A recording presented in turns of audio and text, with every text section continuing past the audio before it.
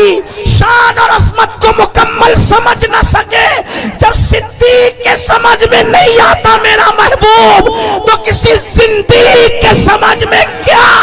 سید امین القادری صاحب نے پاکھنڈی باباؤں پر جو بیان دیا ہے اسے سن کر یقیناً آپ کا ایمان تازہ ہو جائے گا۔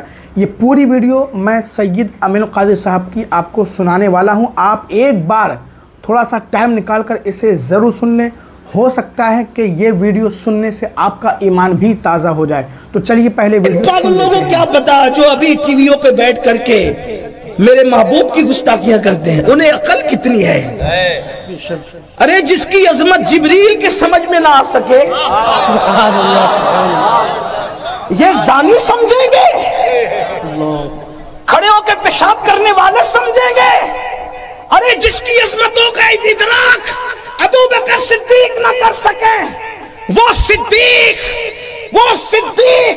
جسے قرآن صدیق کہتا ہے والذی جاء بالصدق وصدق بہ اولئک ھم المتقون، جسے قرآن صدیق کہے جب وہ میرے محبوب کی شان اور عظمت کو مکمل سمجھ نہ سکے، جب صدیق کے سمجھ میں نہیں آتا میرا محبوب تو کسی زندیق کے سمجھ میں کیا؟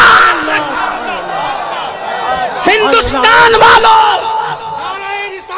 یا رسول اللہ،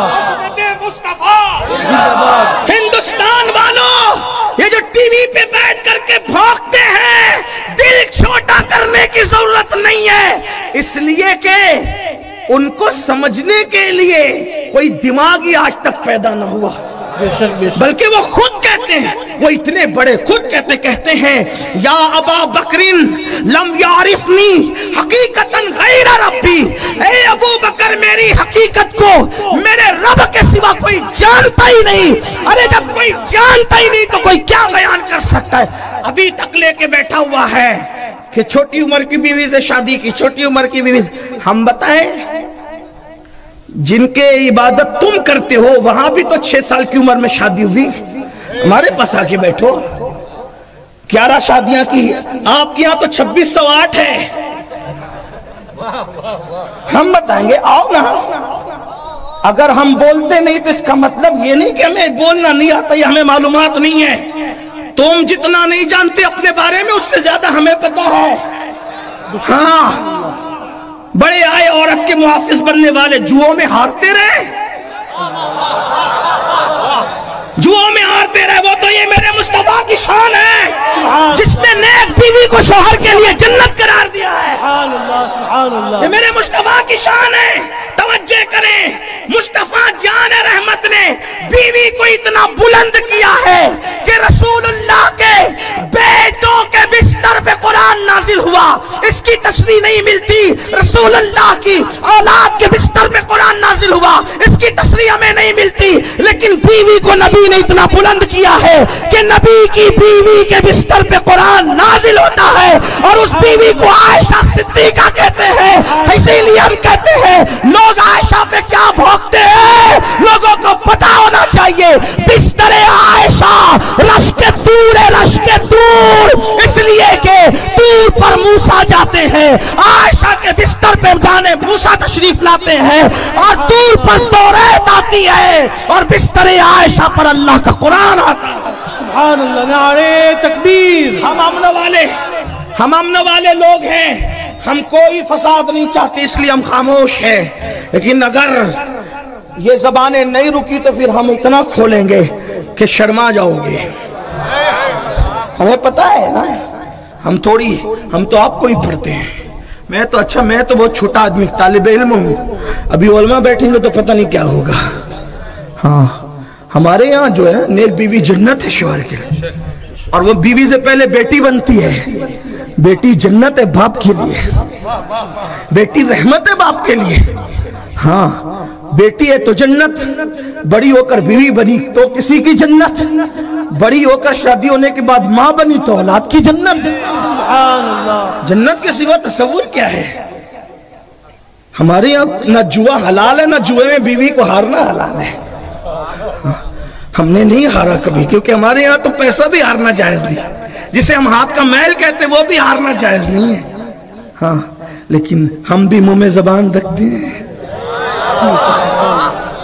हम भी मुंह में जबान रखते हैं। लेकिन इतना है कि बस बात इतनी है कि कुत्ता इंसान को काटता है, पलटकर इंसान कुत्ते को नहीं काटता। इतनी सी बात है, बाकी और कोई बात नहीं है। और हम भी मुंह में जबान, और अगर ज्यादा मजबूर करेंगे तो फिर हम अंजाम की परवाह किए बगैर बात करेंगे।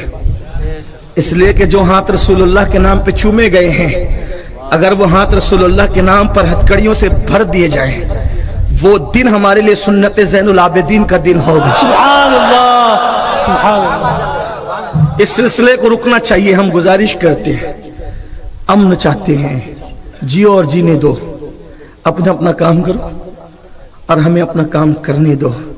हमारा महबूब इतना अच्छा है ना,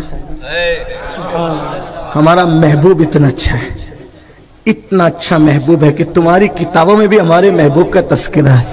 सुभान अल्लाह। तुम अपनी किताबों के खुद बागी हो, नफ्स परस्त हो तुम। दूसरों की किताब न पढ़ते, कम से कम अपनी तो पढ़ लेते। अपनी पढ़ो तो पता चलेगा कि कितना हसीन है अल्लाह का महबूब, कितना हुस्न वाला है अल्लाह का महबूब।